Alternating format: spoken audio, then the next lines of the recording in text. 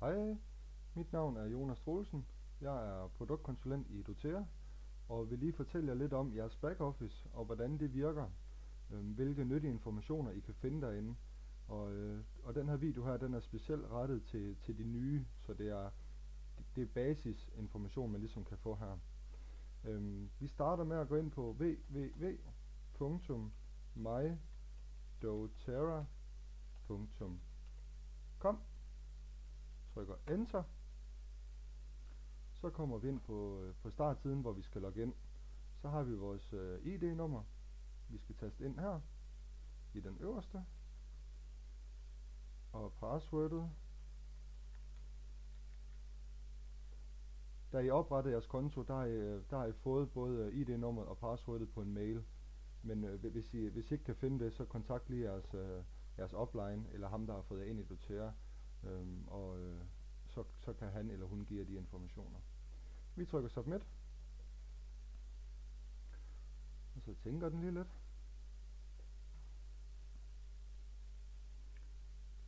Først så åbner den op under fanens shop heroppe. Her har vi nogle valgmuligheder, som jeg lige vil snakke lidt om. LRP'er, Loyalty Reward Program, en fast månedlig ordre, som jeg vil anbefale alle folk at komme på. doTERRA, de belønner alle faste kunder med nogle gratis produktpoint, og man kan være bonusberettiget, så man får bonus af dem, af de folk, man fortæller omkring doTERRA. Hvis vi prøver at gå ind i den første heroppe, der hedder My Loyalty Reward Orders, taster den ind.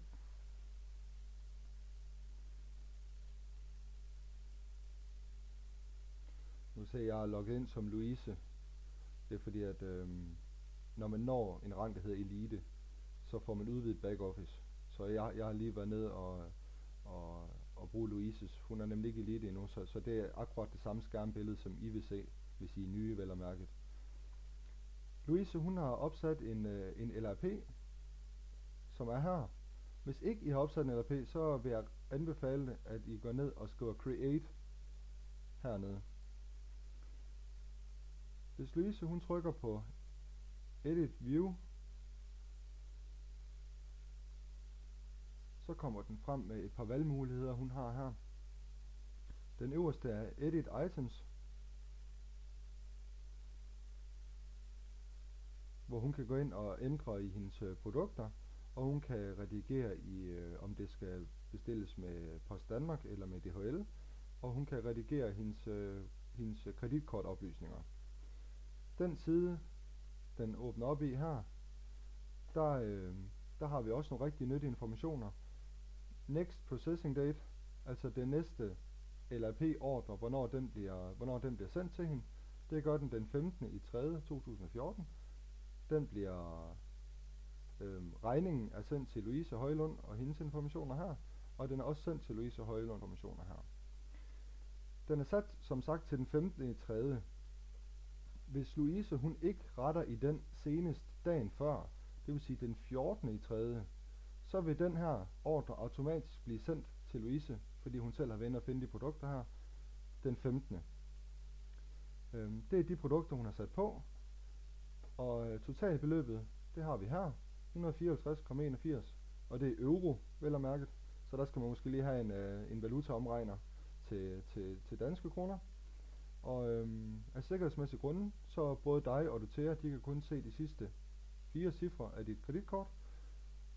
Så kan du lige tjekke, om det er det rette kort, den er sat op på. Og shipping, om det er med DHL eller Post Danmark. Den er sat op her til DHL.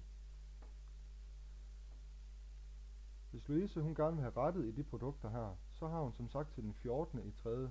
til at rette dem her i. Så går hun herind i Edit Items.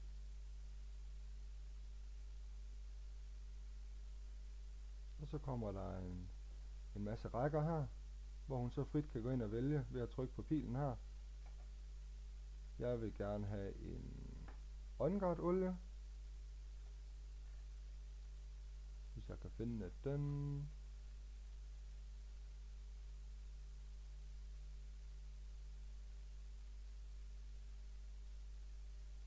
der.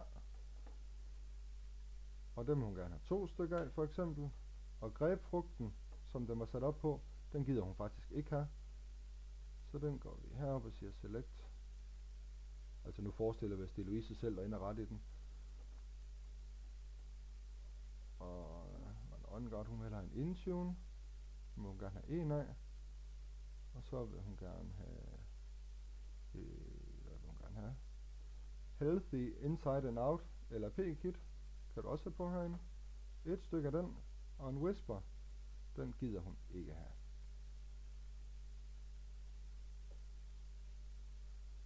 Så har hun sat hendes produkter op, som hun gerne vil have dem. Lige for nu i hvert fald. Og så kan vi skrive Recalculate Order hernede. Så opdaterer den lige skærmbilledet. Total produktpoint 259. Total beløbet hernede. Og den bliver sendt med DHL. Så kan hun trykke på Save Changes. Med det samme du trykker på den knap her, så bliver det her gemt. Hele hendes ordre. Og så bliver den sendt til hende den 15. i 3. hvis ikke hun ændrer den inden. Så vær lige sikker på, at I ikke bare putter, det ved jeg ikke, 2000 point på her eller et eller andet, og så I glemmer at rette i den. Og endnu værre er faktisk, at hvis I sætter LRP-pointen her ned under 100 og gemmer den hernede, så er I faktisk ikke bonusberettet. Så jeg vil anbefale, at altid den her, den står på minimum 100, før I skriver Save Changes. Godt. Jeg vil ikke gå ind og rette i noget af det Louise hun har lavet her, så jeg går ind og skriver Cancel Changes. Og så kommer det frem med det oprindelige, som Louise hun har bestilt. Edit Shipping. Der er også et par nyttige informationer herinde, hvor hun kan ændre datoen, hvis hun gerne vil have produkterne før. Så går hun ind og trykker Change Day. En eller anden dag i marts, hun hellere vil have produkterne, så trykker hun bare der. Så ændrer den selv til den 7. i 3. hvis nu det var den dag, hun gerne ville. Jeg flytter lige tilbage igen, så kan vi holde styr på det. Og den bliver sendt til Louise og hendes adresse og med Parcel Force. Og totalbeløbet står hernede igen. Og så Save Changes, når I er sikre på, at de oplysninger de også er korrekte.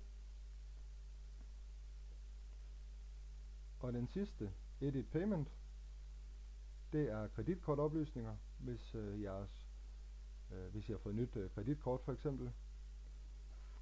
Så kan I gå ind og skrive kortoplysningerne her, og kode og det hele, og trykker Continue der. Doterra som sagt kan ikke gå ind og se alle de oplysninger her. Der er ikke nogen fra teamet af eller noget som helst, der kan se de oplysninger. Det er af sikkerhedsmæssig grund, der er de gemt, og der er ikke nogen, der kan se dem. Det var ligesom det, jeg vil fortælle jer omkring LRP ordre. Lige gå tilbage i shop her.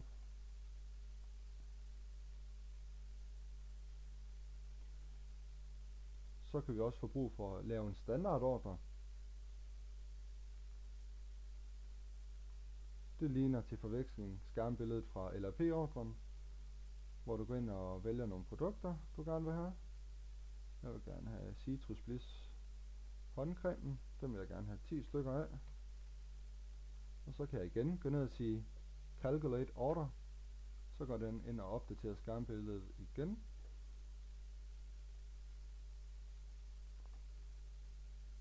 Produktpoint totalt giver det 50, og totalbeløbet er 81,25, igen er det euro. Og så kan hun ændre navn og adresse, hvis hun har en kunde for eksempel, de produkter her skal sendes til, så kan hun gå ned og ændre det hernede. Og hun kan ændre, om det skal bestilles med Post Danmark eller med DHL.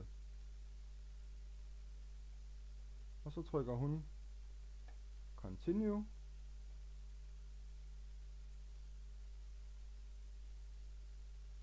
Og så skal du lige bekræfte, at det er de produkter, du gerne vil have, og prisen. og continue en gang til.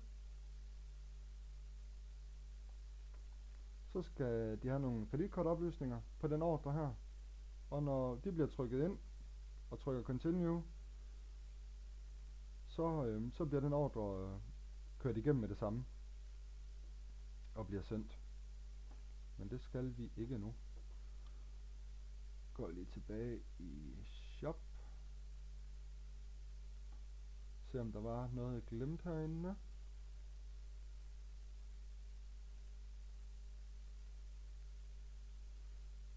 Ja. Den åbner selv op med skærmbilledet her, hvor den skriver om promotions og månedens produkt, gratis produkt, og om månedens 10% produkt. Den første her, der fortæller du til, at de kører en Deep Blue promotion, hvor alle ordrer på 200 point eller derover i hele marts måned, de giver en gratis Deep Blue Rub og 5 ml gratis Deep Blue olie. Der er ikke noget du skal gå ind og tænke på, bare at din ordre den er på minimum 200 point, så får du det tilsendt med din ordre. Det er ikke hver måned du til at de kører de promotions her, så det er en virkelig, virkelig god promotion de kører den her måned. Og toeren her, du til har et produkt om måneden, som de kører 10% rabat på. I den her måned er det On Guard Cleaner Concentrate, universal rengøringsmiddel, hvor du sparer 10% i hele marts måned, hvis du kører den. Og månedens gratis produkt er Purifier, hvis du kører en LRP på 125 point eller derover før den 15. eller senest den 15. i 3. Så det er også nogle nyttige informationer fra firmaet af, man kan se her i midten. Hvis du har snakket med en, som gerne vil have nogle produkter og gerne vil have en konto ved Doterra, så kan du skrive hernede Enroll New Consultant. Step 1. Skal vi have... Danmark er ikke registreret herinde endnu som et selvstændigt land, men det bliver det. Så til at starte med skriver vi Europe Other. Der. Og join as new independent product consultant. Yes. Ja, den her, den bruger jeg aldrig nogensinde.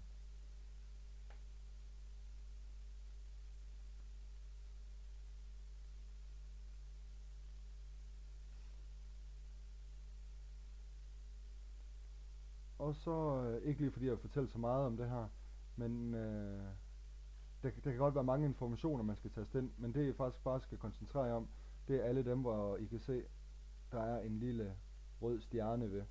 Det er de informationer, der skal tastes ind. Fornavn og efternavn og fødselsdato. Så er der noget hernede ved CO applicant, som man sagtens kan, som man ikke behøver at udfylde. Men det vil jeg ikke lige fortælle så meget om. Det var bare for at fortælle, at det var derinde, at man kunne gøre det. Yes. Så vil jeg lige fortælle lidt om dashboardet, hvis jeg går herover, over i fanen herover på dashboard.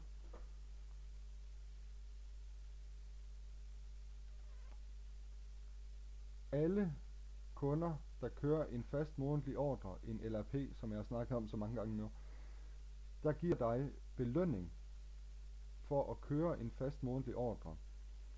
Til at starte med, der får du 10% tilbage på alt, hvad du køber på den månedlige ordre. Det får du tilbage til genkøb af gratis produkter. Og det kan vi se her.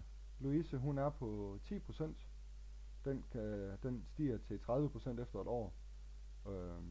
Og så løbende, altså 15% efter fra 3. til 6. måned osv. Så alt hvad hun køber på hendes månedlige ordre nu, det får hun 10% af. De point hun optjener, de kommer til at stå her. Ring til Christina.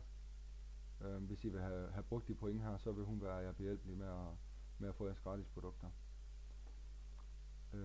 Og hendes LRP-ordre, den er sat til den 15. i 3. 2014 med 128 point. Det er også en hurtig og nem måde at se det på, så man ikke skulle tage ind i shop. Og hendes volumen, hvad hun købte for på hendes månedlige ordre i januar, i februar og i marts. Det er PV'ne, og OV'ne, det er hendes egen point plus hendes organisationspoint.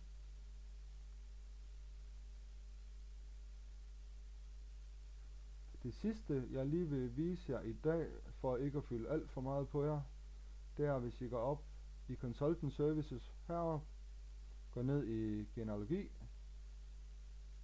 og går ned i Graphic Tree, så kommer jeres grafiktræ frem, hvor I vil altid være den øverste prik, og jeres organisation vil så fordele sig ud fra jer af. Her kan vi igen se hendes volumen fra januar, februar og marts, som vi også kunne før. Men det jeg lige vil vise jer herinde, det er Louises prik, den er her. Hvis jeg trykker på den, så åbner den op. Skud den gerne, ja. Med Louises informationer. Hendes navn, hendes ID-nummer, adresse, telefonnummer, e-mail. Enrolleren, det er vedkommende, der har fundet Louise og givet hende en konto. Det er så i det tilfælde mig. Og hvor jeg har placeret hende hen i min organisation, det har jeg under Anna. Det er ikke noget, I skal bekymre mig om til at starte med. Men hernede, det var det, jeg ville fortælle. Der er jeres lønseddel, hvis man kan sige det sådan, jeres beløb inde på jeres Doterra-konto, som de kalder AR-balance. Og det står igen i euro, og i det tilfælde har Louise på nuværende tidspunkt 56,24 euro, som hun selv er herre over.